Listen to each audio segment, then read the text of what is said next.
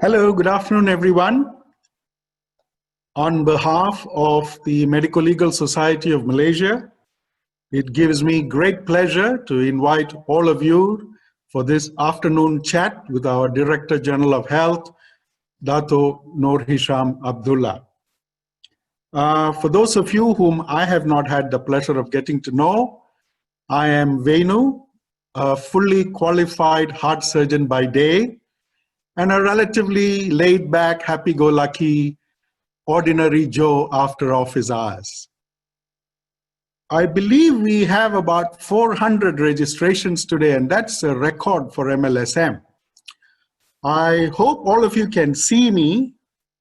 I do apologize if at times it appears a bit gelap, but I did use more than my fair share of badak this morning. Cometh the hour, cometh the man. I think that's what William Shakespeare said.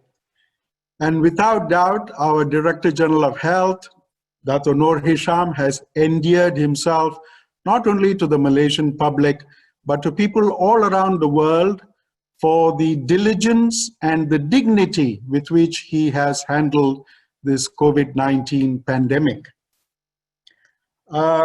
I have had the distinct pleasure of actually operating with Dr. Hisham when he was a busy endocrine surgeon at Hospital Putrajaya, and I was at Institute Jantung Negara. I distinctly remember one patient who had a huge retrosternal goiter or a thyroid gland in the chest, which he very elegantly removed, and then I proceeded to do a bypass on the same patient.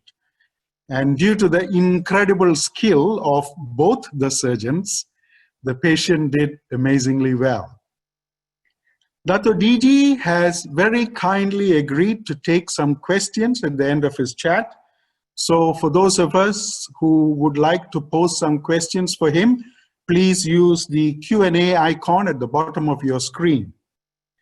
And now to do the incredibly difficult task of trying to introduce someone who needs no introduction, I hand over to Raja Aileen Suraya, the president of the Malaysian Medico-Legal Society. Hi, Aileen.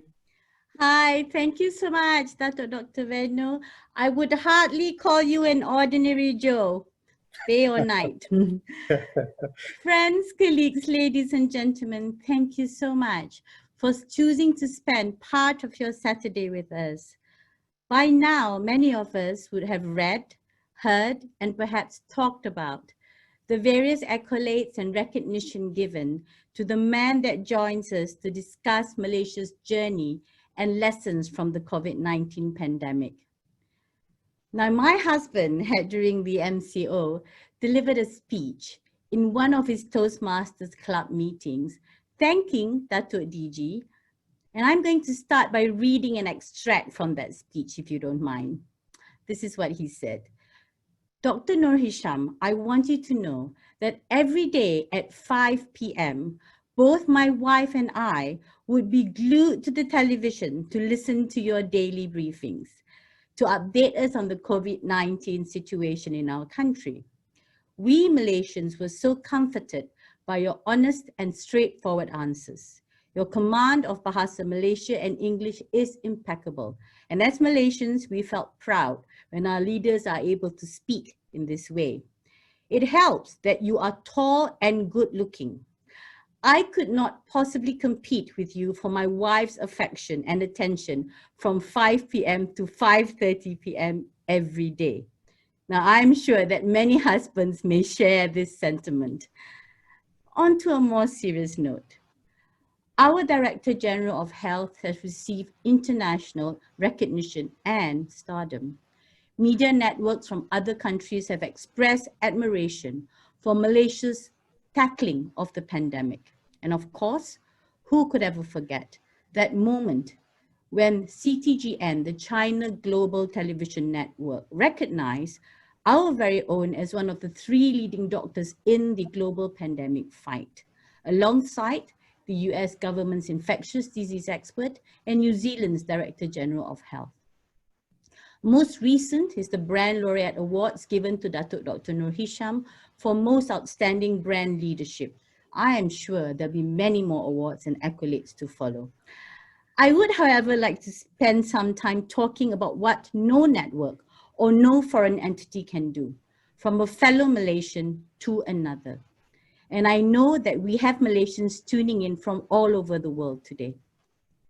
Until the pandemic took over our focus, as a Malaysian, I was known as coming from a country of corruption, scandal, and unrest.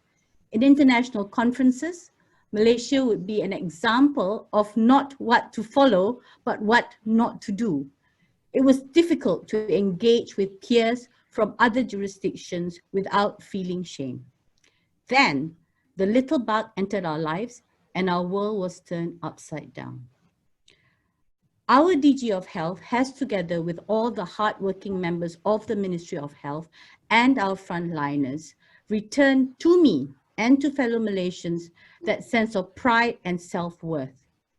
Your honesty, intellect, calmness, courage, and humility are traits that I have been struggling to explain for many years to others.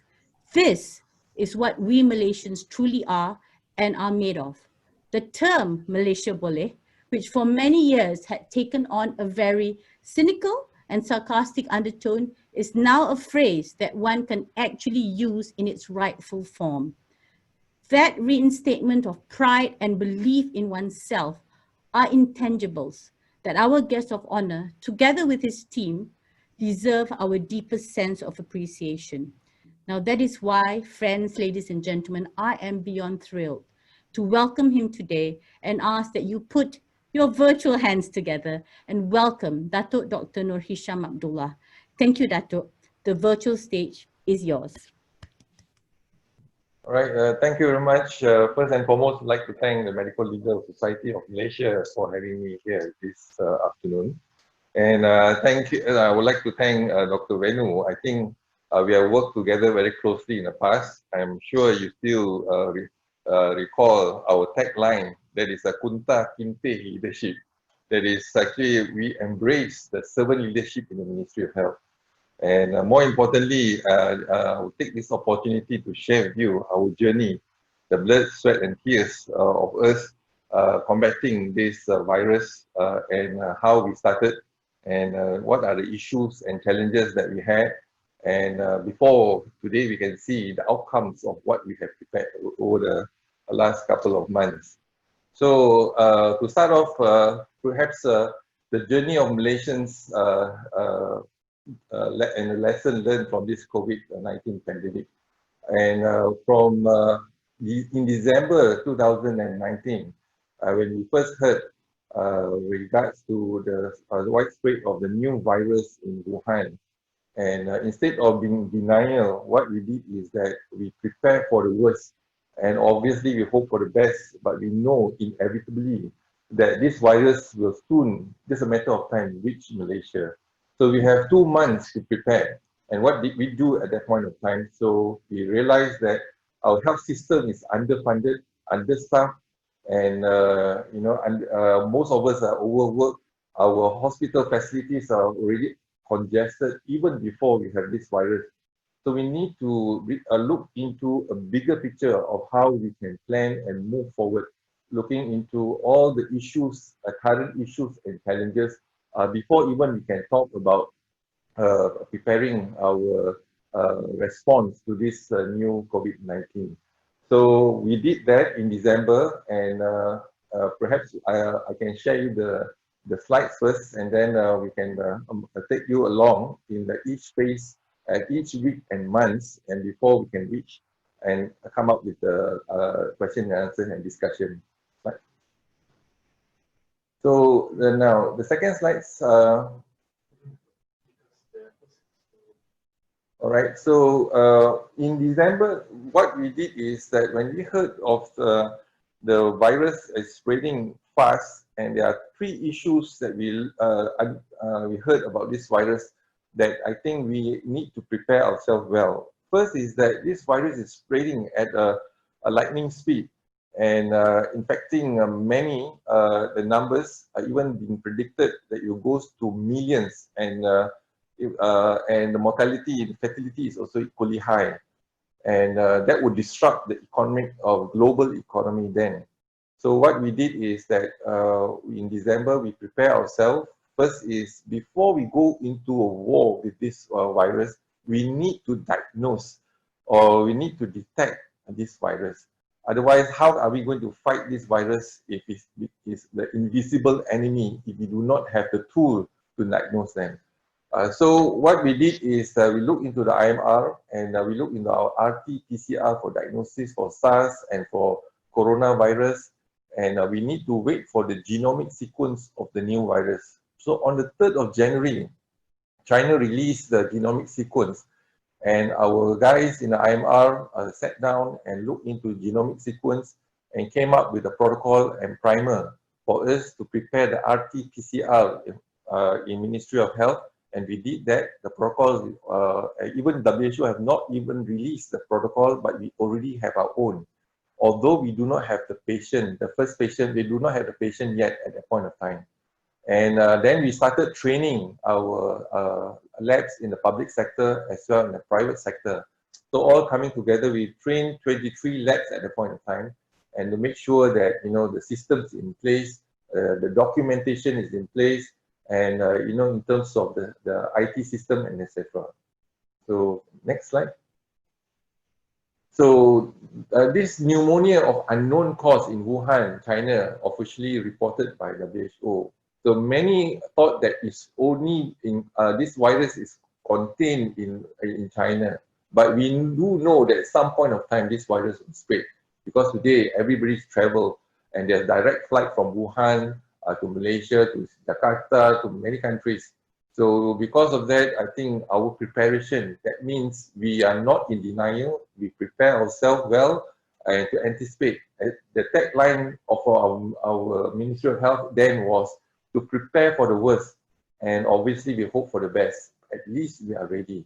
So in October, we have been even recognized by WHO that our response in terms of CPRC, Crisis Response Center, is really up to the mark, and been public health emergency of international concern is been acknowledged by WHO.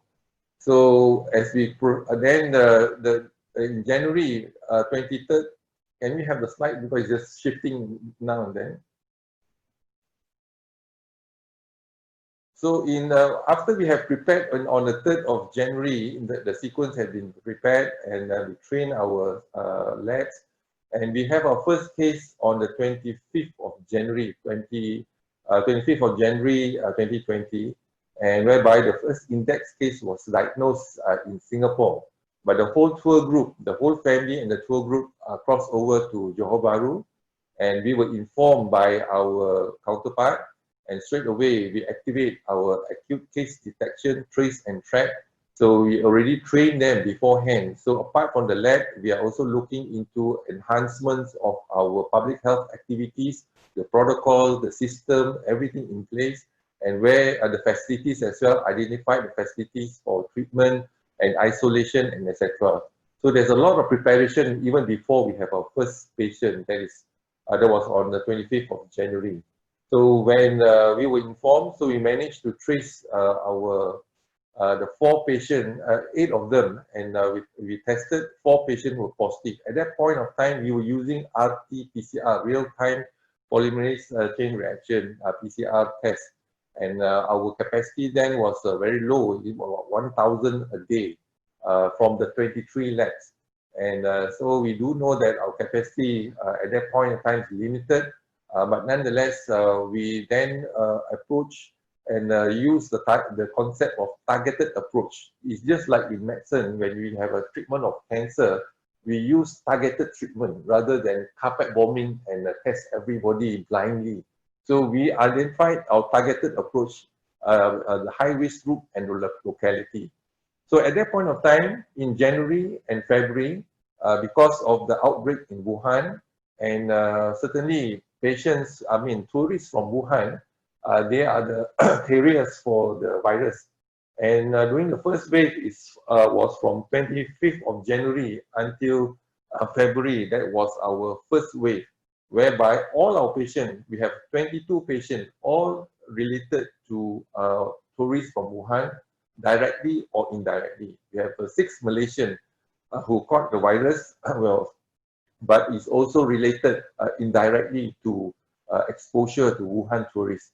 So what we did is we started our acute case detection on the 25th, and we continue to identify them, and then we treat them well without the disruption of social disruption or economic disruption. And at that point of time, on the 30th of January, the second emergency committee sat in WHO and declared a public health emergency of international concern. When WHO declared public health of international concern, certainly there are some say that they are delayed in terms of declaring. It should be declared much earlier. But WHO take into 3 considerations. Number 1 is the infectivity in terms of contagious virus. So that's the consideration. Number 2 is looking into fatality. At that point of time, the fatality and infectivity is very high, but the fatality is still climbing, but it's not as high. And the third is the economic implication before they have they declare this public health emergency. Because if they do declare this early, then we are looking at global economic slowdown. So, but nonetheless, on the 30th of January, WHO declared the public health emergency of international concern. And the DG of WHO at that time said, and I quote, "This is the time for facts, not fear," because fear is going all along and causing a lot of anxiety among the global population. Second, this is a time for science and not rumors, and this is the time for solidarity, not stigma. And at this point of time, we know that we face with 2 big challenges in terms of to deal with this virus. Number 1, it is the virus itself. Number 2 is the viral in the social media. And this is where fake news, fear, rumor mongers, and etc., and stigmatization of certain tourists or even individuals. So we need to, handle these 2 virus. One is the viral for social media, and one is the actual virus. So that's the plan for Ministry of Health, and we continue to plan a strategy to handle these 2 big issues, the virus as well as the viral. Next. So when we look into further on the 10th of March, then only WHO declares COVID-19 outbreak a pandemic. And obviously it should be declared much earlier, but somehow they make the decision to declare at that point of time. So, but we are already prepared. We were prepared that this will be a pandemic in time to come, because we've seen from Wuhan, then the virus spread into 5 countries, namely Japan, Korea, Iran, Italy, and China itself, 5 countries. So our policy then was to, although we have no social disruption, there's no economic disruption, many Malaysians don't even know what behind the scene, what we have done. But we managed to treat the 22 patients well, and all of them been discharged, no mortality at that point of time. And the interesting part is, before the 10th of March, we already have anticipation that number 1 is that this is going to be a global issues in terms of infecting the whole global community. And I did posted one article regards to that millions of people will be infected. This will be worse than MERS-CoV or even SARS. But some disagreed with me and instructed me to remove that content. But that was the reality, because that's what we are anticipating. But more importantly is that on the 10th of March, we were in political turmoil for the last 2 weeks. But I mean, the health system, the public health initiative intervention continues, despite we do not have the government within a period of 2 weeks. But we handled it well, but we anticipated there are 2 factors that change the landscape of how we manage COVID-19 in Malaysia from the first wave. Because on the second wave came in on the 25th of February. And that is actually from our colleague. One of our colleagues and family went to Tokyo and Hokkaido for holiday. And when he came back, the wife is positive. And that's why we have to isolate them. Case 23, case 24, case 25 is all related to Malaysian or permanent citizen coming back to Malaysia bringing the virus. So then we know that it's not related to Chinese tourists anymore. It is related to Malaysian coming home, Malaysian returnees bringing the virus. So that is one. And I got the information then from the Ministry of Education that school holidays around the corner, and they have approved 8,000 teachers, for OC trip, namely to Japan, Korea, Italy, and Iran during the school holidays. And this is probably from the sales of the Mata fare tickets and all that. So our concern then is 8,000 with the family members coming home, then they will bring about 30,000, Malaysian returnees, the risk of bringing back the virus to our community. And case 23, I think, is one of our colleagues as well. So a radiologist and husband and cardiothoracic surgeon, both of them, I know wife is positive and the husband has to be quarantined, whole family have to be quarantined. So then we realized that we only have a small window of opportunity to contain the virus. If it's just like a small fire, we can contain. But once it's spread like a wildfire, there's no way that we can contain it anymore.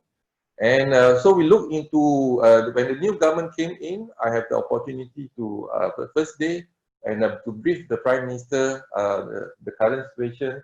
And I advise the Prime Minister that the risk is there. Mainly, number one, we are looking into the tsunami is coming. So the tsunami is number one. We are facing with this issue of Malaysian returnees bringing the virus. Second, on the 10th, on the 9th, I was I was informed by my colleague in Brunei that one of their citizens already tested positive for COVID-19, and he attended the Jemaah Tabligh meeting in Sri Petaling on 1 week ago. So then on the 10th, we went down to the Jemaah, the mosque, Masjid Sri Petaling, and we found out that most of them, 16,000 of them, have gathered from 27th of February until 1st of March. We did not know about it, and there were 14,500 local and 1,500 foreign. And before that, we also been challenged whether to allow Thaipusam, Cap Gome activities. So we allowed Thaipusam, but there's no infection of Thaipusam after 2 weeks from those who attended the Thaipusam. Why? Because mainly, I think it was contained and there's no foreign tourists, not many foreign tourists came for that function. Likewise, the Cap Gome. But here in this Sri Petaling gathering, there were 1,500, of which 690 were from Indonesia. And at that point of time, Indonesia, we believe that there's actually a direct flight from Wuhan to Indonesia. And again, perhaps it has spread among, so we think that the infection was brought in and the whole community is infected. So if one of them positive, and Singapore also reported a few cases from Jemaah Tabligh positive. So on the 10th, then we recorded 2 of our patients positive from Pahang and Negeri Sembilan. So we know in next 2 weeks, we are going to face with a surge, exponential surge of cases. So apart from the pockets of infections that we have, so then we have these 2 situations now. One is that the school holidays coming. 2, Tabligh group already in Malaysia, and we also predicted that some of the Tabligh groups going to India for the meeting in India, and we predicted in 2 months' time, India will have issues regards to the spread of COVID-19. Likewise, they also have another gathering in Sulawesi. So we strengthen our border to make sure that we do not allow the Tabligh people to go to Indonesia, to Sulawesi, and make sure that when they come back, we catch them early and quarantine them. So our advice to the Prime Minister then was to have total border control, that is a lockdown. And lockdown plus, everybody to stay at home, because we are in the acceleration phase. When we are in the acceleration phase, that means the virus will continue to spread rapidly.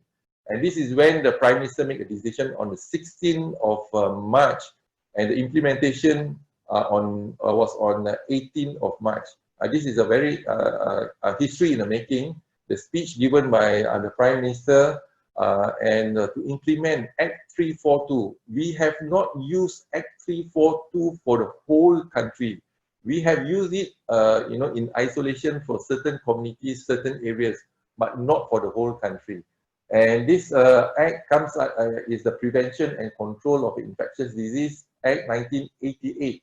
And I was there when the Prime Minister made the announcement. Obviously, at that point of time, he wasn't sure whether this is the right decision or not. And this implication is huge because of economic impact. So we need to strike a balance between the virus and the economic impact. At that point of time, because he said that, I still remember he quoted me, you say that tsunami is coming. So if tsunami is coming, then we have to give priority to the virus. And because we are in acceleration phase. Plus, the JP Morgan have predicted on the 14th of April, we will have the peak, that there are 6,300 cases of virus transmission in this country. And the Malaysian Institute of Economic Research predicted on the 28th of April, we will have 8,900 cases. So if we do not do anything, that means we are doing something that is status quo, and we are just expecting the inevitable. So basically, if you are not prepared, you are prepared to fail. So then the Prime Minister listened with difficult, I think, predicament to make that decision to implement. My role and our role in Ministry of Health is only to advise the Prime Minister. But the Prime Minister makes that decision, and that is more important. And the thing that I can appreciate the Prime Minister is because he listens. If the Prime Minister did not listen to us, likewise in the US, for example, if you do not listen to the technocrats, that will be the beginning of the end. That means we are looking into a wildfire coming in. But I told the Prime Minister, we have a small window of opportunity. If you do it right, we can contain. But if not, that will be a disaster for the nation. So at least the Prime Minister trusts us, the Prime Minister listened to us. At that time, even though he was unsure. But now, if you ask the Prime Minister, obviously, on hindsight, he has made the right decision, right? So that's why I think the recognition should be given by the Prime Minister. We as a technocrat, we know the facts, we know the issues, we know the challenges, we advise the Prime Minister. That's the greatest challenge and greatest moment. That's why I think this slide is a very important, because this is the history for us to remember the implementation of Act 342. Next. So when we look into the strategy on 18th of March, we could have just announced 6 weeks lockdown, but we are not since we embrace the leadership of Kunta Kinte from bottom up, we need to condition the public. Suddenly 6 weeks and the public was, couldn't accept it. So, but you do it slowly for acceptance. That means, engaging with the public slowly.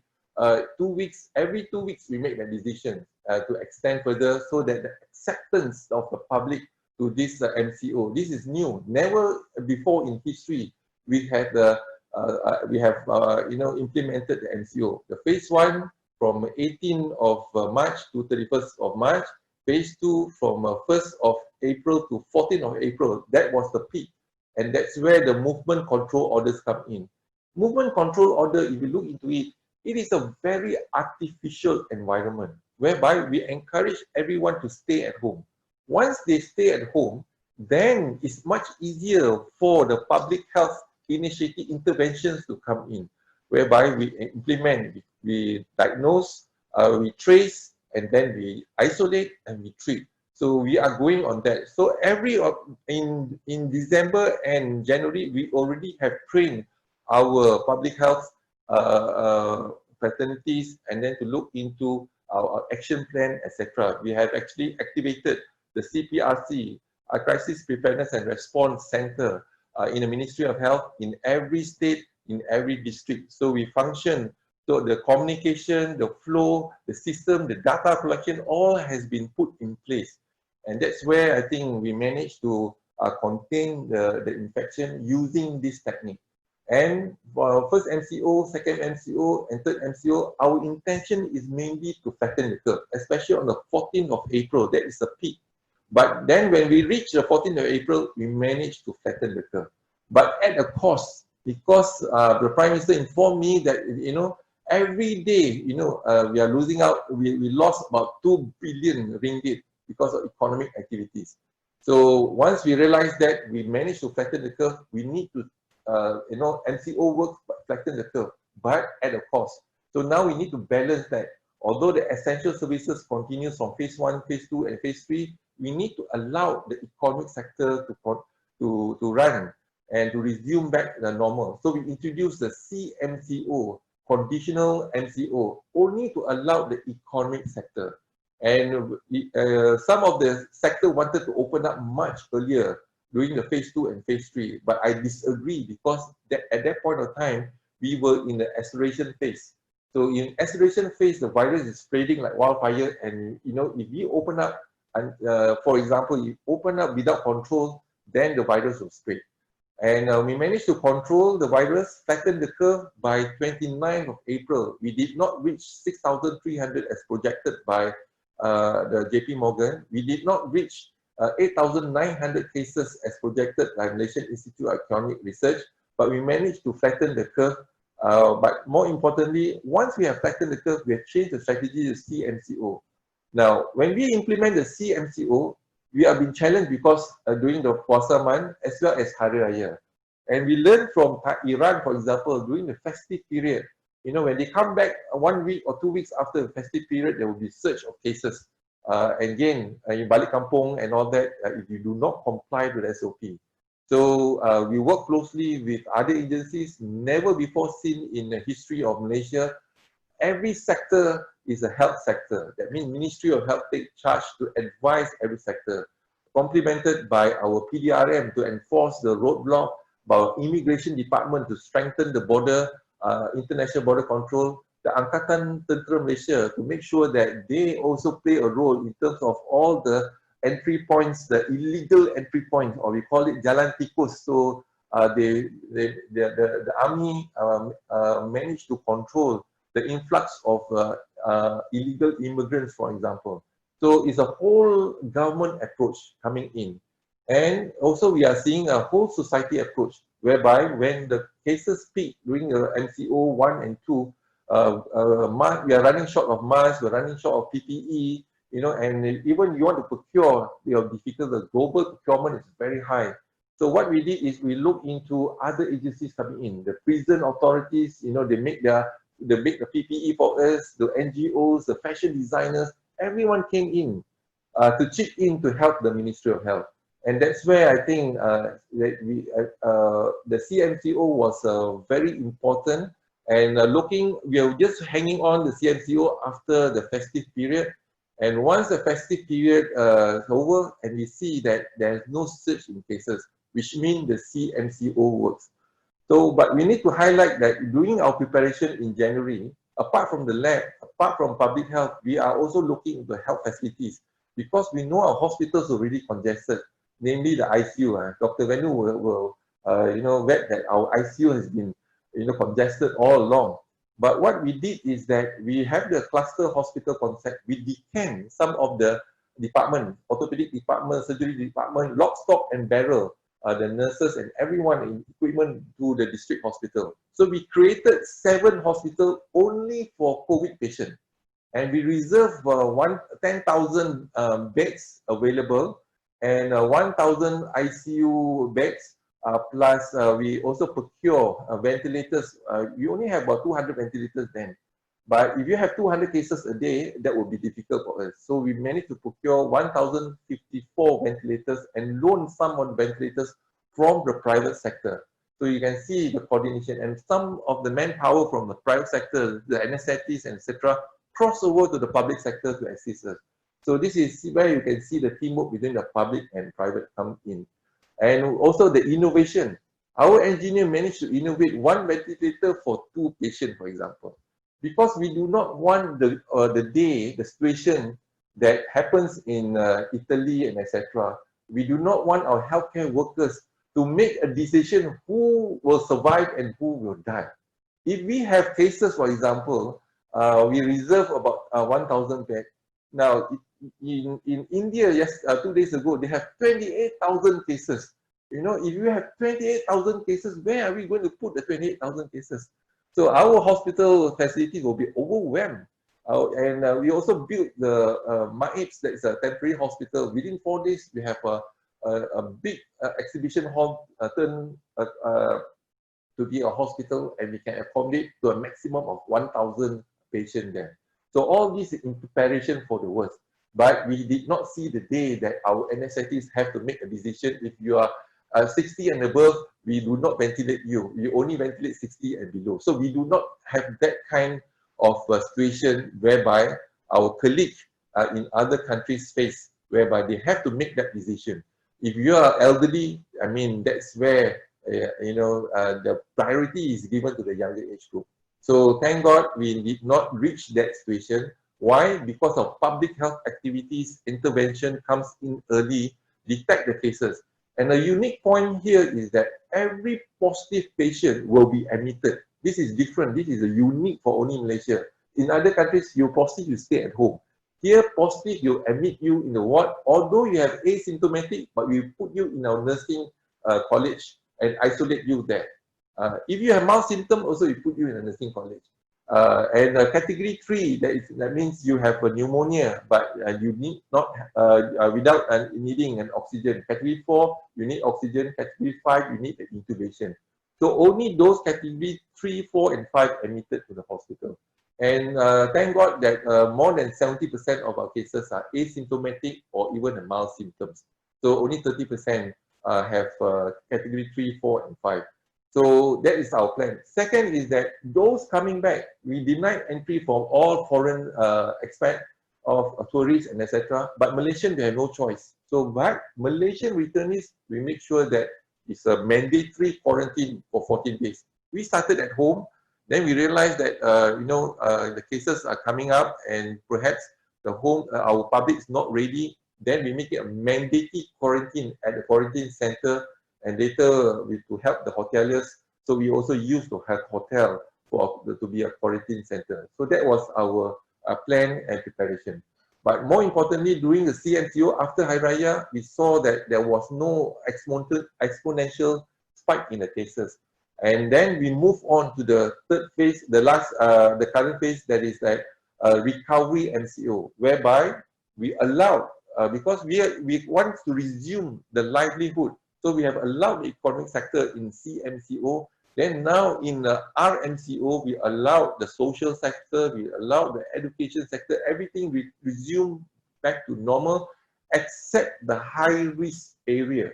Number one, we learned from Korea what is high-risk area. The infection spread in the park, small confined area, whereby that's where it's much easier for the infection to spread. So that will be the, we will open, but in maybe in a later stage.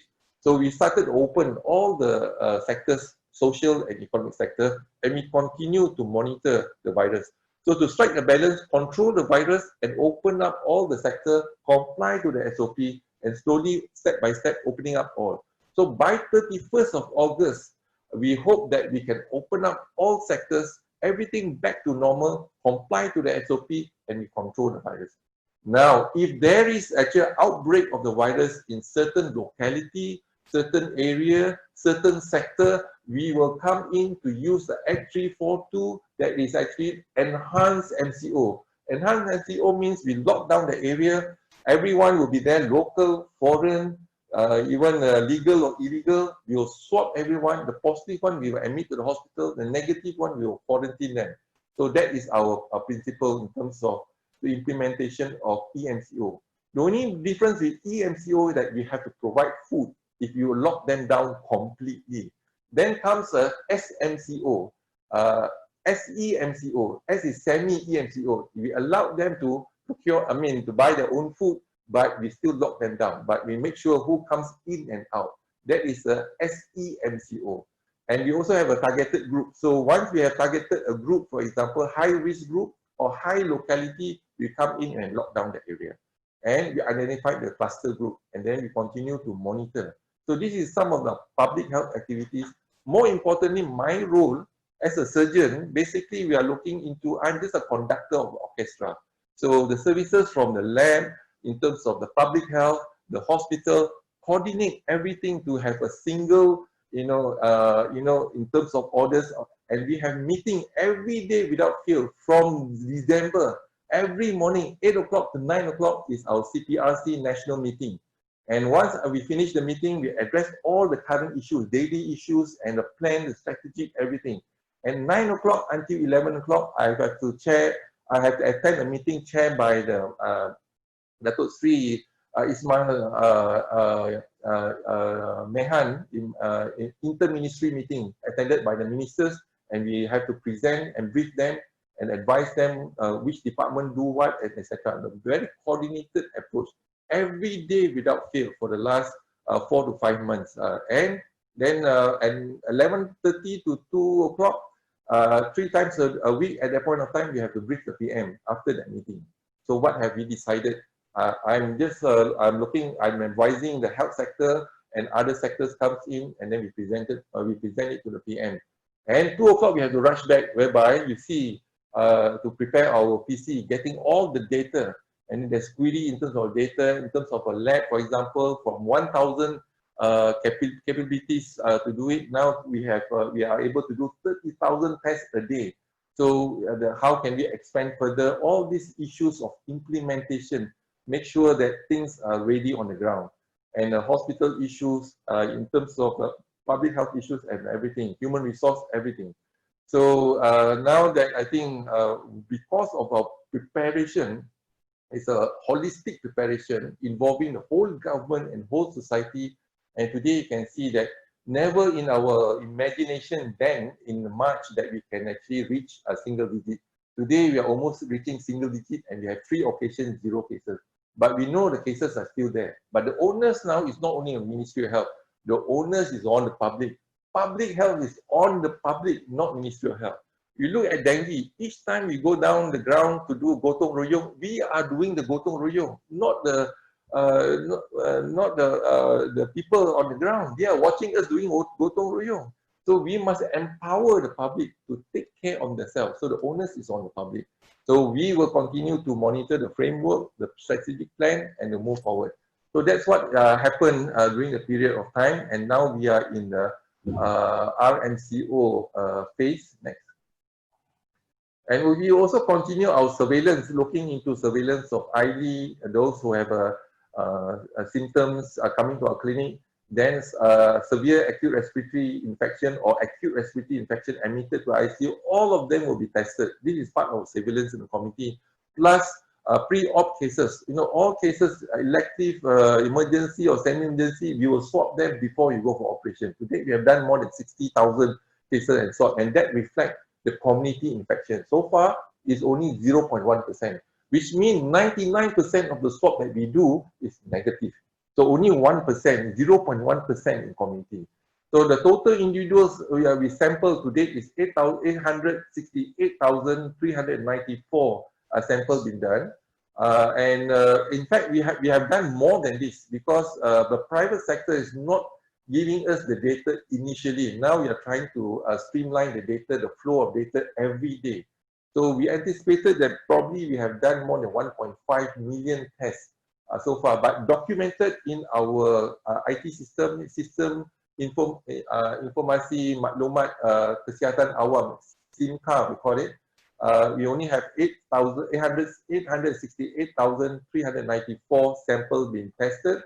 And our rate at the moment is 27.14 tests per 1,000 population. And if you look at Vietnam, they are only doing 2.7 tests per 1,000 population. Japan, 4.6 tests per 1,000 population. Thailand, 4.8 tests per 1,000 population. Korea, 27.6 tests per 1,000 population. So our test level, capacity is almost equivalent to Korea. But maybe Korea marketed, well, make it more visible. Test.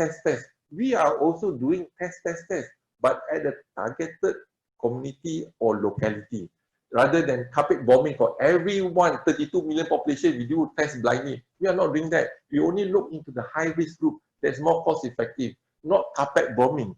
But then carpet bombing, you're wasting resources if you are the not targeted group. So we aim for the targeted group, and because of that, we are seeing results. Initially, we've been criticized, politicians and all that criticizes.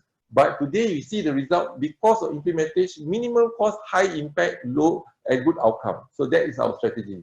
So Canada probably is much higher. Singapore, because of small population, and they are able to do more tests. So 88.87 tests per 100,000 population. Canada is almost 88. Australia is 124 tests per 1,000 population. Our positive rate is only 1%. Our fatality rate is among the lowest in the world. And this is, we need to appreciate and recognize our anesthetists, our intensivists in the ICU, because they have been doing a great job. Otherwise, you can see the mortality will go up. So I think we need to recognize our intensivists as well as our anesthetists in ICU. And in fact, they have made ICU, and the COVID ward, the most safest place in Malaysia is not at home. The most safest place in Malaysia is actually in the ICU as well as the COVID ward. Because we did a study recently, 480 swab been done, and none of our healthcare workers positive. 0 cases in the ICU, healthcare workers, and also those managing the COVID ward, because it's the safest place. If in the community, it's 1%. If in the ICU and COVID ward is 0%. So that shows that, the safest place is none other than COVID ward and ICU ward. So our fatality, our recovery rate is among the highest in the world, almost reaching 98%. So we think that we can reach 98%. Now it's 97.2%. Active cases to date, we started with 3,000 cases. Now I think then 2,000 cases, 1,000 cases, 500. Now it's less than 100, 77 cases only. Active cases, which is, they may be asymptomatic, they may be just mild symptoms, but we still contain them, admit them and isolate them in our hospital.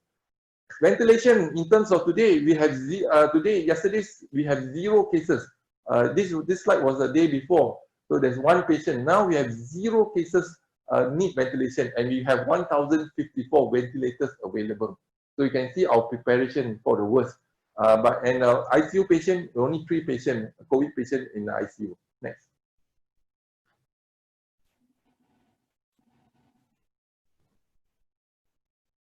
So that all happens because of our preparation. And this is a very important slide. This is the latest slide that is actually on the 16th of July. And we have been doing modeling. We have done many types of modeling, arena modeling, SIR modeling. This is a SIR modeling. The blue area is actually when you follow, comply the SOP.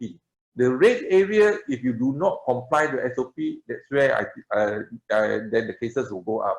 So the black line is actually our daily cases. So initially our R0 is the infectivity that per person, that R0 documented before the MCO was 3.55, which means 1 infected person will infect another 3.55 people, and that will continue to spread. So 1 infect 3.55. If you have 10, then you have 35.5 people infected. If you have 100, then you continue to go on and on. That's how the virus spread. That's what R0. But over a period of time, some call it R0, but some call it RT. T is the time. Then we managed to bring down the R0 from 3.55 way down to 0.3. And at the point of time you look into MCO, first MCO, the cases are peak. Second MCO is still high. Third MCO, we are already in the recovery phase. At 4th MCO, we think we managed to flatten the case, and CMCO is coming down. Now, the first graph shows that the model is for everyone, which include the Malaysian returnees, the foreigners, the party and party. Party is pendatang asing dengan izin. Party is pendatang asing tanpa izin. So we include everyone and Malaysian. So you can see the graph. We have few spikes there. The two spikes, that 277 cases was in the detention center by the party, because once the party is, they are living in the slum area and close confined space, unhygienic, and that's where the virus can spread rapidly among themselves. So we have a strategy to handle the party. We also have a strategy to handle the party, and we found out that in the party, for example, they live in a very confined space and not provided a good accommodation by the employers. And 15 of them stay in one room, and 20 of them stay in one room. Sometimes 3 shifts, 30 of them stay in one room. So now we have highlighted this issue during the meeting to the Ministry of Human Resource to implement Act 512, whereby the employer must provide proper housing and accommodation. Make sure their welfare is taken care of. Make sure that they attend screening and testing, etc. But what about party? Party, because we are undocumented and they are not refugees. They are undocumented coming into the Jalan Tikus and in the part of community. During the lockdown, we come in, we lock down everyone. Party, or even local, we provide food and then we screen and swab everyone. Food being provided. The positive one, whether you are party, or local, we will isolate and keep you in the hospital. And the close contact will also be isolated and quarantined in certain areas, not in hospital, but quarantined in 14 days. Then after completion of the CMCO in that area, we release the PADI. PADI, they have a lot of documents and etc. They continue to back to the community and work as usual. But we make sure that their environment and back to normal, but they comply to SOP. The employers have to take drastic change even to improve their living condition. But the party, there's no issue because party is illegal. So the immigration department have to take them to the detention center and deport them as soon as possible. Because every day I was told that we pay 17 ringgit for their meals in the detention center. So as fast as if we can deport them as soon as possible, then we solve the problem of party. Now we are voluntary, we encourage them, those who want to go back, we pay your ticket, etc. Come to the report to us or the embassy, and then we allow them to go to deport them or send them back to their own country. The second graph shows that only for Malaysian. The model is only for Malaysian. We are minus the Malaysian returnees, we are minus the foreigners, and you look into the blue area, the black line shows that we are better than projected by the statistic, showing that we are complying to the SOP, which means from this graph, majority of the Malaysian complying to the SOP. This is what we want to see, and now we projected on the 14th or 15th of July, we will reach single digit or 0 cases, as you can see, only for Malaysian. But now we also have to take into account the Malaysian returnees, which is currently an issue, as well as the foreign workers that have to comply. But the two graphs, put it together, they are also complying to SOP. So we need to send this message out to the public empowerment in terms of the compliance, social discipline to the SOP. And this is actually a social responsibility as well. So our approach, targeted testing from day one, although we have been challenged by many people that we have to test everyone in the country, we say no. It is only a targeted approach. That's what we have embraced. And we can actually increase the risk group. Today we have a 9 risk group. Cluster tablik, for example, then we realized that these tablik people also have visited the Tafiz school. And we managed to work with a telco company looking into the handphone. We have 120 Tafiz school whereby have been visited more than 5 times by the tablik group. So this is documented. So we identified the school, we screened the students, we managed to pick some of the positive students. 70% of our cases that we pick them up, they are asymptomatic, only 30% symptomatic. So 70% asymptomatic. Then the residents of EMCO, we do for everyone. and a certain cluster group. So we have identified a cluster group. We will do that for them. And Malaysian permanent resident returnees is compulsory for us to swab them. And the most high-risk group, there are two groups. One is the healthcare workers, second is the family members to a positive patient. So we continue to screen our healthcare workers weekly, for example. We have done more than 26,000 screening for healthcare workers. And the traders and the workers in the wholesale market, because they started to attend the public gathering as well. Some of the padi, for example, pendatang asing dengan izin attended that meeting in Sri Taling and then brought the infection back to the market community. So we continue to screen the market community until today. Foreign workers at construction site and security sectors also we screen. Why? Because they also, some of them attended the public gathering. Then the resident and staff of the senior citizen, and this is where we protect our old folks, a high-risk group. Then so we continue to screen them. But today, thank God, the infection rate among the old folks in old folks home very low, is 0.1%. And then now we have extended to detainees at the staff and the staff at the immigration detention center. So we will continue to extend to the prison and as well as other areas. We are also screening housemen, for example. All the new coming housemen, we'll swab them. We want to see the incidents in the community. So, like for example, looking into Selangor, they also screened 5,600 members of the communities, and then they only noted a 0.1% infection detected. So we may now enhance our surveillance because the cases are low, and enhance our surveillance to pick up, in terms of whether the virus already, infect some of our community or not. But at the moment, the infection rate in our community is less than 0.1%.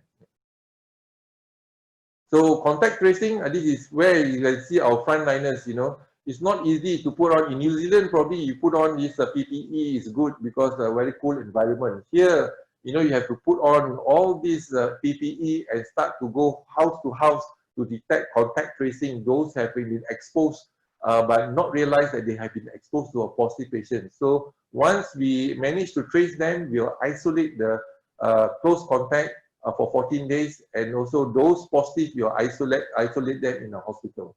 So these are some of the activities at the ground level by our nurses, our PPE, our pegawai kesihatan awam, and etc.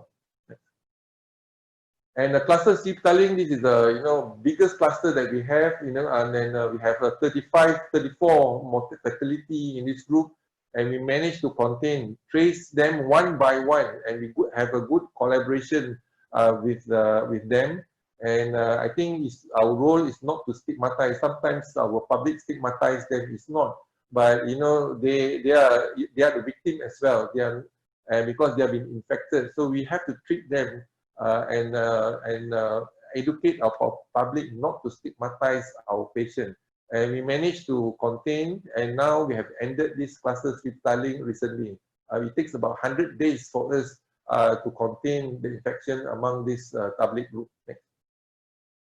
And you can see here the cluster Jemaah Tabligh infected 5 generations. The first generation, you can identify them, the way they are, their blessing, etc. The second generation, you cannot even identify them because they are not public people. They are mosque goers, for example. They are the men out in the streets. And it's difficult. So they infect 5 generations. We managed to trace all the 5 generations and monitor them for 14 days, monitor them 28 days until they are clear. So they probably have infected, this is the many clusters, almost 17 subclusters been infected by this tabligh group. Next. So in Korea, for example, the infection was from the church group, and in Italy was from the church group. And we also have a church group here, whereby there was a gathering in Jakarta, whereby all the priests gathered in the global international meeting. And then the cases positive, case 78 positive came back from Jakarta positive, a priest in Puchong, and likewise in Kuching. So it's also related to the gathering. So again, not to stigmatize that group, but they got the infection because of the gathering. And one of the activities that we realized that in Iran, it is their culture to kiss left or right, your cheek, left or right cheek. and half of the member of parliament positive. Why? Because of touching. So that's why we came up with our SOP, social distancing at least 1 meter, 2 meter will be better. And then put on a mask, hand washing, and no touching, no salam, no handshake. And these are some of the activities that can reduce the risk of infection. And now we have a publication from New England Journal of Medicine to show that social distancing more than 1 meter, you can actually reduce the infection more than 60-65%. Putting a mask can reduce further to another 5 to 10%. So I think this is something that now we have evidence to support it, and we have to embrace it and practice it as part of a committee.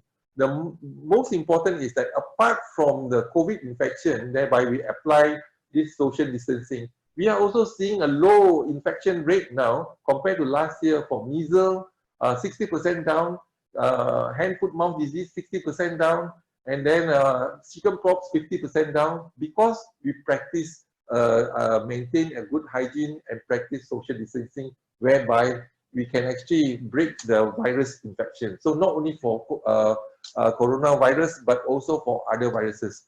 So I think this is a good practice. If it's a good practice, we all should embrace in preventing infection. And for the travelers that comes back, so now we have MySejahtera, so you have to register MySejahtera to monitor, and all the issues and challenges can be addressed by this software. And also we insist that you put on a wristband so that we know that those who have a wristband, they are supposed to be quarantined, not in public. Next. So these are our quarantine centers. We have 1,572 facilities converted and gazetted to be quarantine station as of 6th of July 2020. So we have identified all the institute, hotels, public training institute, community halls, and we transform them into a quarantine center. So again, these are all behind the scenes. The public may not know what we have done in terms of to prepare the people to be quarantined, and as well as to prepare the hospital to cater for, to isolate the positive patient. Next. And this is MOH preparedness and response. So we go down and see that we got the isopod to transfer the patient. In case the patient deteriorates, then we have to put them in the isopod and then transfer to ICU centers and etc. So we prepare our hospital per mind. This is in hospital per mind. We have to use a few empty wards, convert it into COVID wards, and to treat patients in because to increase the facilities. As you know, the hospital Sultanah Aminah is very congested. So we need to open up new, maximize the utilization of the resources, the facilities, and the space that we have. Next. And the next one is actually Langkawi. So we also have actually looked into the Langkawi Hospital, District Hospital, prepare our hospital to be able to cater for the uneventualities. Next. So looking into the graph, the level of preparedness on 19 hospitals, you can see the cases coming down, and the number and utilization of beds also been coming down. So today, we only have 3 patients in ICU, and the bed utilization is less than 4% in the whole of a hospital. Now that we see these 4% cases are down, we allow 30%, reserve 30% for COVID patients and resume other activities. 7 hospitals mainly for COVID patients, 33 hospitals hybrid. That means other patients coming in as well. So we allowed that, and now we resume our activities in most of our hospitals. So MAIPS, we managed to convert this exhibition hall to a hospital, 604 beds. And so far we have treated more than 1,300 patients here. And security. So most important in this area is, apart from treatment, then we reserve this area because of the location, and we barbed wire the whole hospital. Then we put our pendatang asing tanpa izin here, because in normal hospital there are few occasions they try to abscond from the ward and etc. So because of security reason, we are putting them in this MAIPS. So we have completed our this hospital function for more than 3 months, and only last week we officially closed down this MAIPS hospital.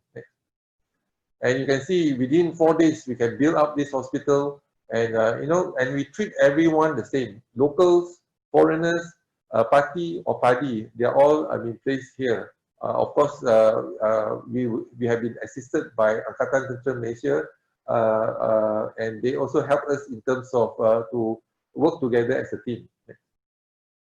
So these are a part of our humanitarian aid mission from the first from Wuhan, bringing back Malaysian and then isolate them. And recently today we have a group of more than 161 Malaysian Jemaah Tabligh. They went to India and they were caught in India and been charged in India. So we brought them back today and then compulsory or mandatory quarantine in our quarantine center. So we continue to swab. Upon arrival, we swab them and then we place them in our quarantine center for 14 days.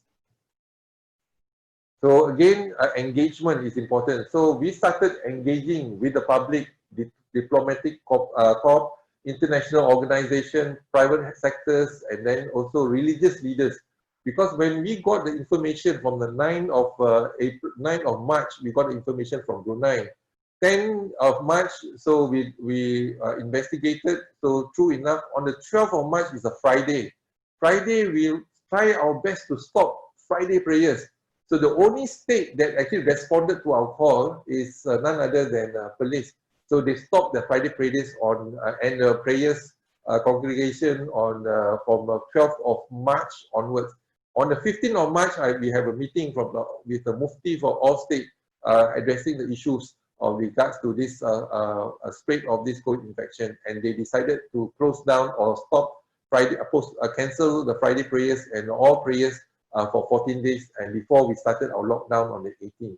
So this is where the public engagement is important, and in engaging the public, so we address all the issues and challenges. We explain and answer all questions without any doubts. So our role was to make the public understand the situation better, and once you understand the situation better, you have less fear. So that is our intention.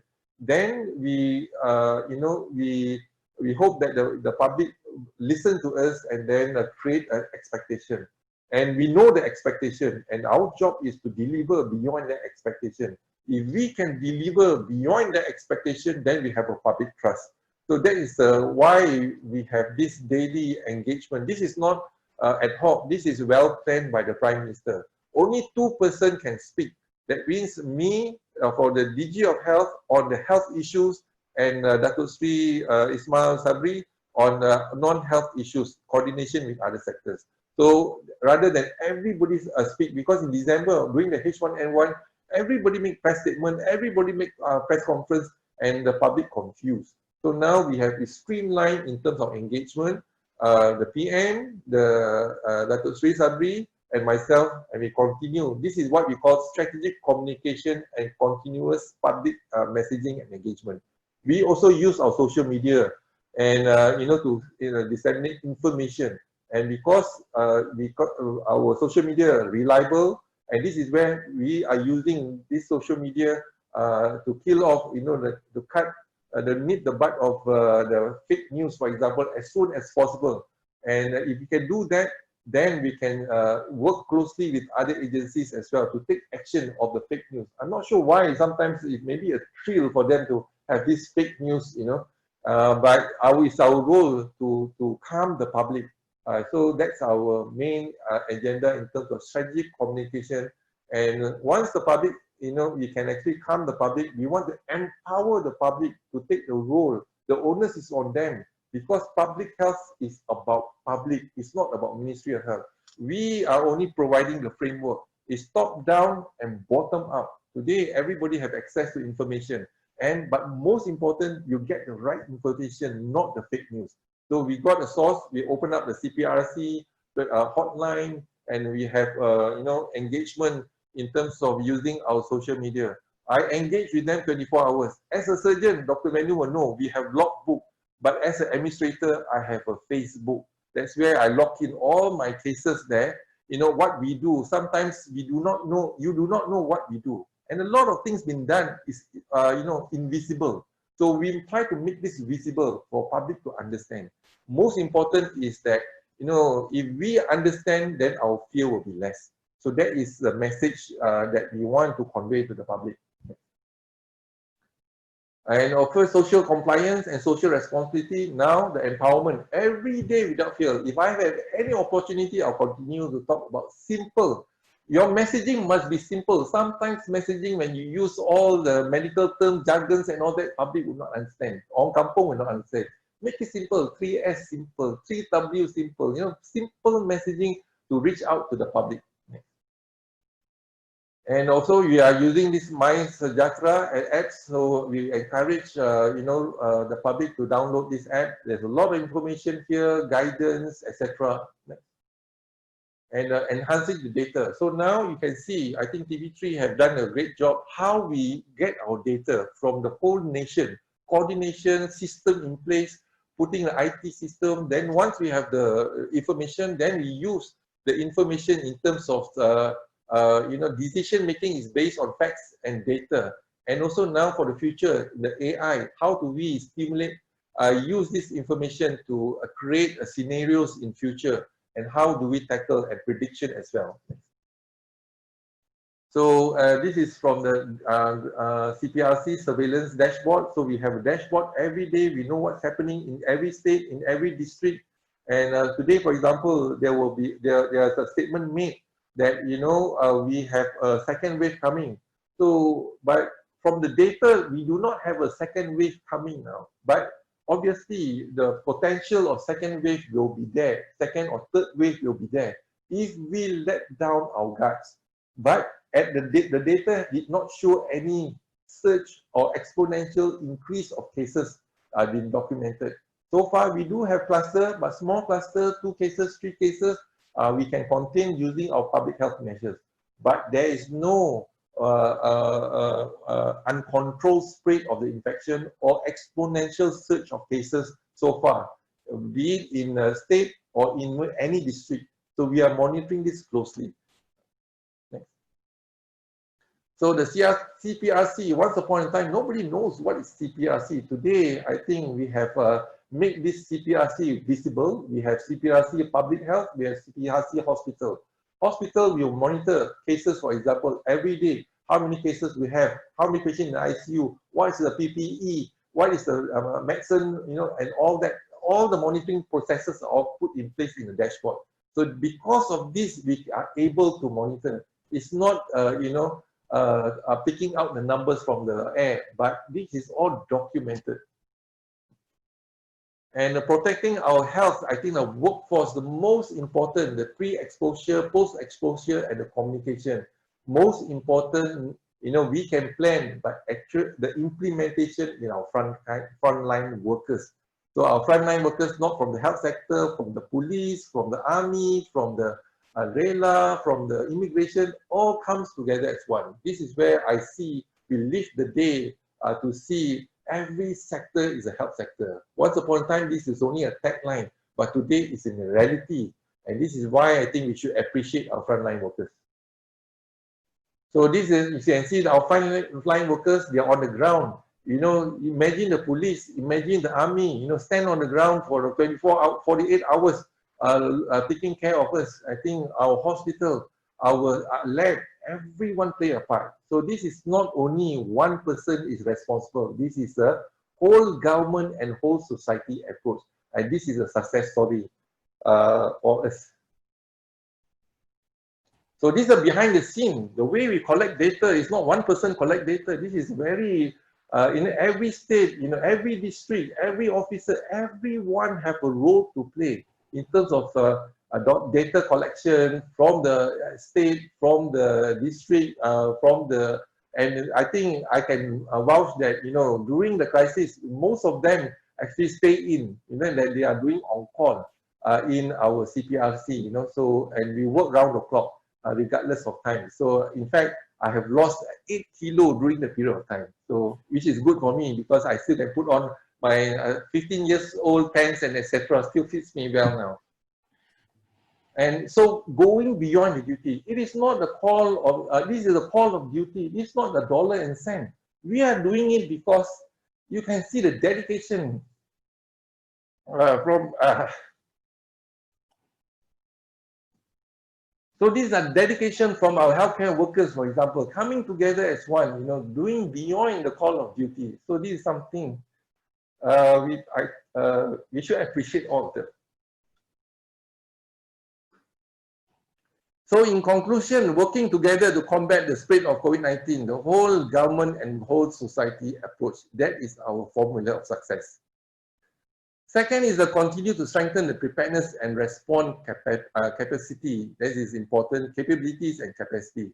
And third is to enhance the late containment phase. That's to maximize the suppression of disease transmission, early detection, targeted approach. This is some of the public health intervention. And third, the most important is the behavior modification of the citizen, and to continuously remind them every now and then that they have to practice and embrace the new norm and continue to strengthen the health system. I hope this is an eye-opener for everyone in this country to see health is important. Some say health is wealth. Today you see the reality, health is wealth. And to continue to strengthen the national cooperation as well. It's not only in Malaysia, but we started cooperation in terms of the national and to the state, and then we also need to cooperate with our regional and international partners so that we can actually deal with this. This is not only Malaysian issues. This COVID-19 involves the global issues, and this is how we work together in unity and in solidarity to flatten the curve. So not only we have flattened the curve, but we must maintain and make sure that it's sustainable, that we can continue to embrace and practice, maintain a good hygiene, good personal hygiene, as well as good precautionary measures for us, not only for COVID infection, but other infection in time to come. So with that, I thank you all for listening, but this is a sharing from experience, and hopefully we learned something from this. Thank you. Thank you very much, Datuk Hisham, for that very passionate, extremely articulate elucidation of Malaysia's phenomenal COVID-19 journey.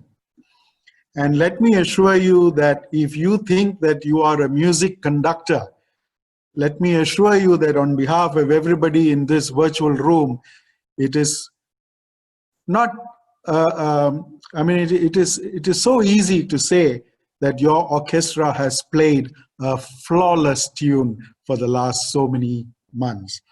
I take this opportunity to congratulate yourself, the Ministry of Health, all your members, and also all the frontliners for keeping the ordinary Malaysian safe and sound from this pandemic.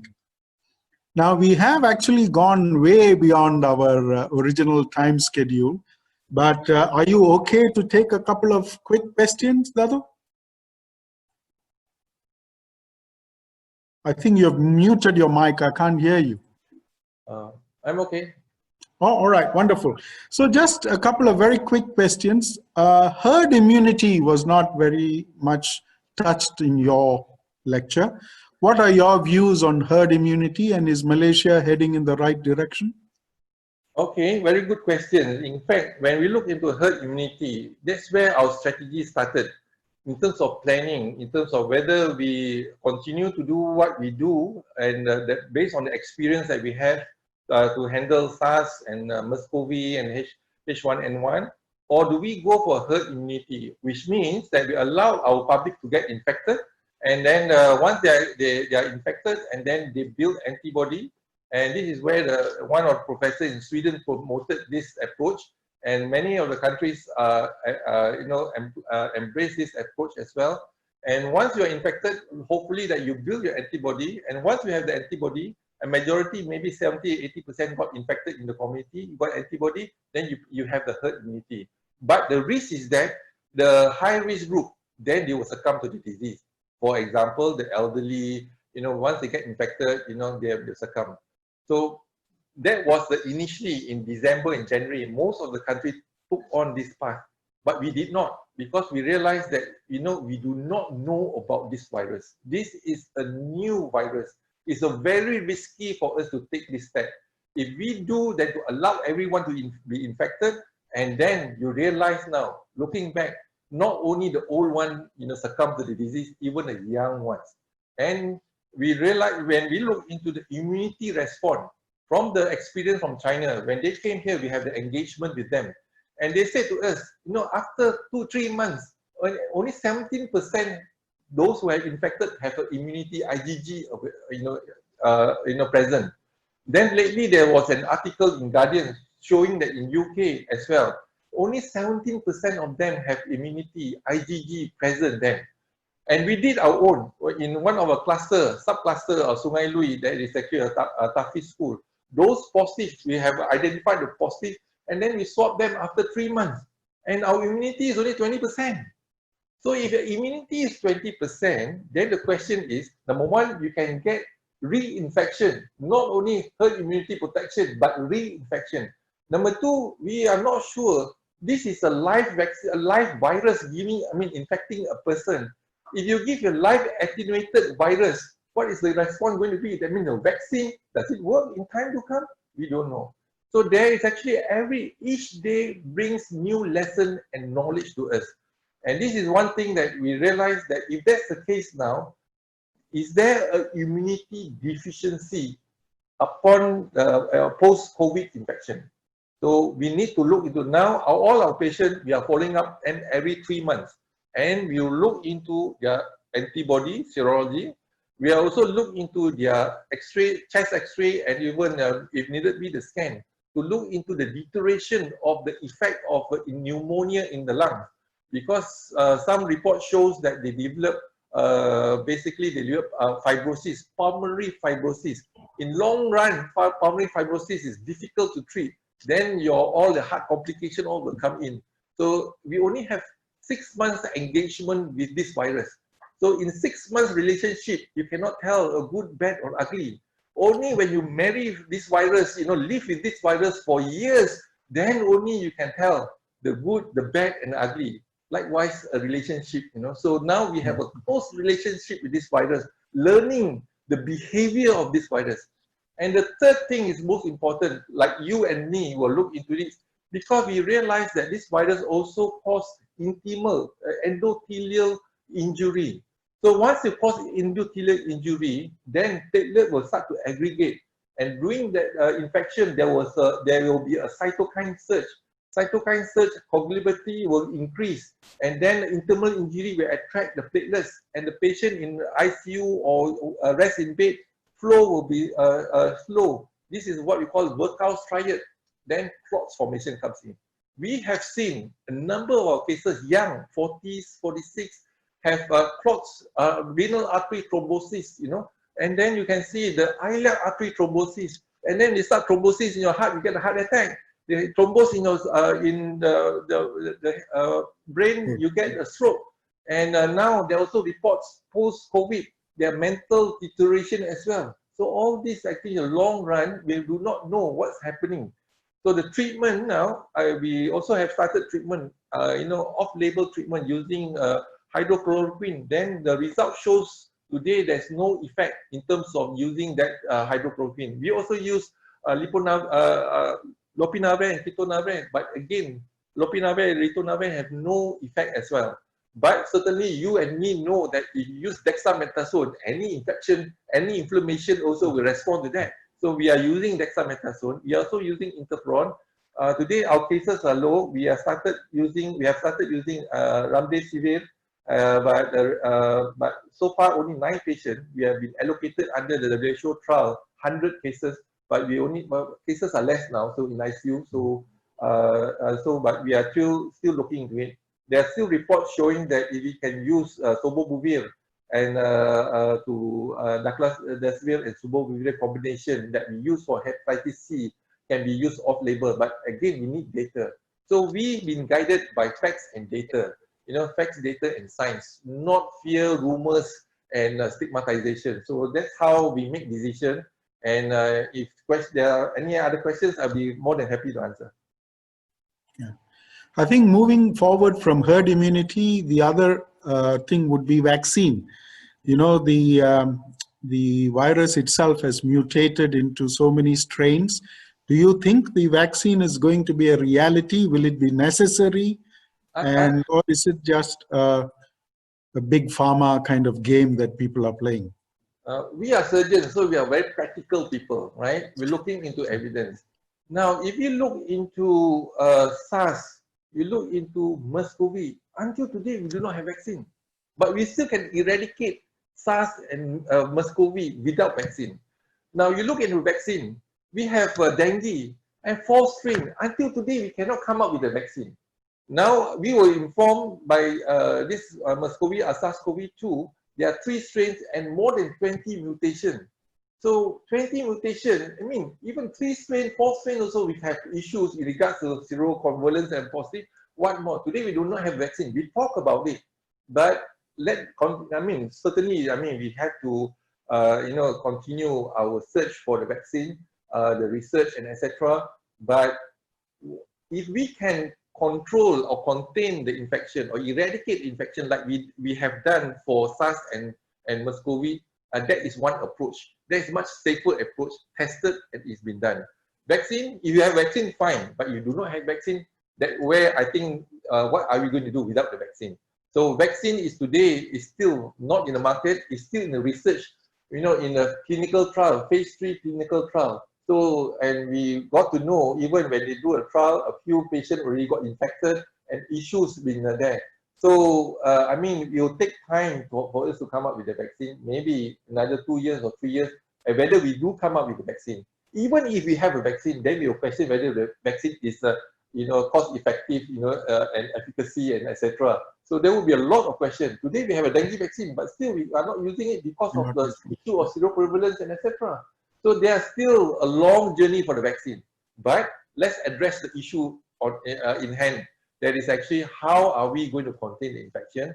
And I think for me, to be practical, let's adopt what we did in the past for SARS and MERS-CoV. If we can do it right and we can contain and eradicate SARS and MERS-CoV without vaccine, can we do it for MERS-CoV or COVID infection? So that's how we look into this issue. Thank you, Datuk. And probably the last question for today. You have shown us very clearly that you are not just a Director General of Health, but you have kind of elevated your status into a national leader. So there is somebody who asked whether you model your leadership style on any particular individual, or is this a pure homegrown Malaysia Boleh kind of leadership? I think the leadership, there are many types of leadership, top down, bottom up. Once upon a time, it's very authoritative leadership, right? And you all can read the book, I'm not promoting the book, but you can read Servant Leadership. And you and me know, we have embraced Kunta Kinte leadership from day one. So we embrace Kunta Kinte leadership. Being a Director General of Health is not about me. It is about what we can do to make a difference in the healthcare. That's all. Otherwise we are better off being a surgeon, right? In terms of income, in terms of time, etc. But being a surgeon, you can only treat one patient at a time. Here, if you do it right, one policy, you save the whole nation. So that's the difference between a surgeon and a Director General or administrator. But more importantly, the principle that we have in surgery, we apply. And this is where practical, simple, and cost-effective, and maximize the utilization of resources. Ask for things that, look at things that we have to optimize it, rather than ask for things that we do not have, and asking for the sky, for example. So we are all very practical people. And that's why I think our approach is also very practical, and we want the outcomes, high impact, reasonable cost, good outcome. Today we have seen the strategy that we have adopted in terms of coordinating the whole department in the Ministry of Health and also inter-ministry. We have delivered in terms of high impact, good outcome, and reasonable cost. If we continue to have, like in our other countries, for example, the economic impact will be worse than what we have now. And also the life, we have saved so many lives. And if you look into 122 deaths that we have, and in fact, if we were to look back, probably our death is less than even 90. Why? Because if you are COVID positive and you hang yourself, your cause of death is still under COVID. If you have COVID, you have motor vehicle accident, I mean, we still admit you as our census, one of the case in COVID. And some of our patients, for example, you know, they have breast cancer, stage 4, lung cancer, stage 4, and also COVID positive. So they die from the complication of the cancer, not COVID, but we include them into our census. That's why our census, but even then it's not that high, it's 122 cases. You know, as compared to other countries, 5,000, 6,000, you know, and now total globally, there's 13 million people been infected, more than almost 600,000 people died from this COVID infection. And now I think we have to count our blessing, you know, in terms of what we have today. And if we do count our blessing, make sure that we comply to the SOP. Social compliance, social discipline, social responsibility comes in. Thank you very much, Datuk Hisham. It's been an incredibly delightful session. We thank you for taking time off from your busy schedule to spend almost, what, an hour and a half with us. We are truly grateful. Words cannot do justice to the effort and the energy spent behind the Malaysian COVID-19 journey and program. All I can say is God bless, and may we see you in a much more higher position, who knows, World Health Organization Director General in a few years' time. And if that does happen, I would be your first Kunta Kinte to say hello. Thank you. Bye-bye. Thank you very much. I think I've lost enough weight. So I think going to take another job probably will lose more weight. I think probably we will just maintain as it is. And, you know, and I certainly hope that the nation will come together as one to look into this issue of health. Health is the wealth of the country. And today this is a reality. And everyone must support healthcare in this country. I think if we emphasize on healthcare, I think we are on the right track for us to move forward in the future. With that, thank you very much. Thank you, Datuk Hisham. And for the non-members of the MLSM, I would kindly request you to leave this group so that we can proceed to the AGM. Thank you again, Datuk Hisham, and all the best. Bye-bye.